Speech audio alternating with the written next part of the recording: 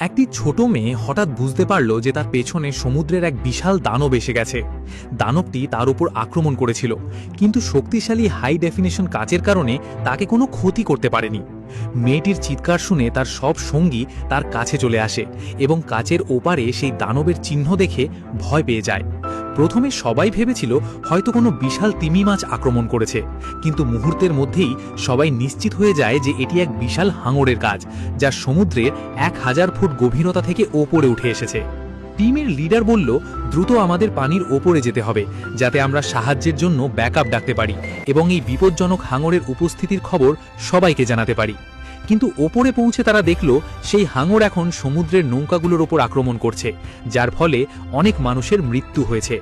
সবাই হতাশ হয়ে নিজেরাই এই সমস্যার মোকাবিলা করার সিদ্ধান্ত নিল।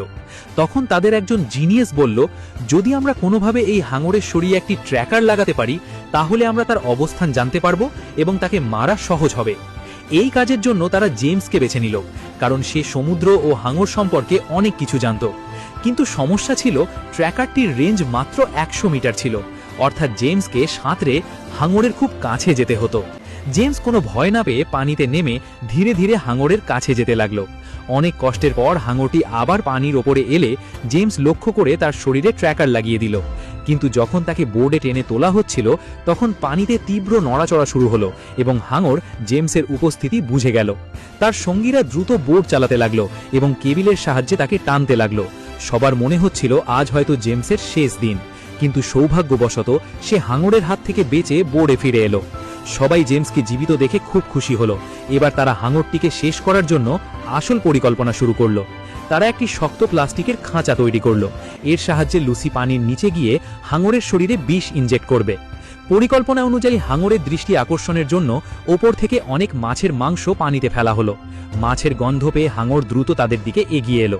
লুসি চারপাশে তার অবস্থান খুঁজছিল। হঠাৎ হাঙর নিচ থেকে আক্রমণ করে খাঁচাটি ভাঙার চেষ্টা শুরু করলো। তার শক্তি এত বেশি ছিল যে পুরো বোর্ডও তাকে নিয়ন্ত্রণ করতে পারছিল না। লুসি দ্রুত নিজেকে সামলে নিয়ে হাঙরের শরীরে বিষ ইনজেক্ট করে দিল, কিন্তু বিষের প্রভাব পড়তে সময় লাগছিল। তাই রাগে হাঙর পুরো খাঁচাটাই ছিঁড়ে ফেলার চেষ্টা করলো। পরিস্থিতি দেখে জেমস দ্রুত অক্সিজেন নিয়ে পানির নিচে নেমে লুসিকে বের করার চেষ্টা করলো, কিন্তু তখনই হাঙর দুজনকেই গিলে ফেলার চেষ্টা করে। ঠিক সেই সময় হাঙরের শরীর ওপরের একটি কেবিলে আটকে যায় এবং কিছুক্ষণের মধ্যেই বিষ তার শরীর পুরোপুরি দুর্বল করে দেয়। শেষ পর্যন্ত হাঙরটি মারা যায়। ওপরে পুরো দল তাদের সফলতা উদযাপন করতে শুরু করে এবং বিশাল হাঙরের সঙ্গে ছবি তুলে হাসি ঠাট্টা করতে লাগলো।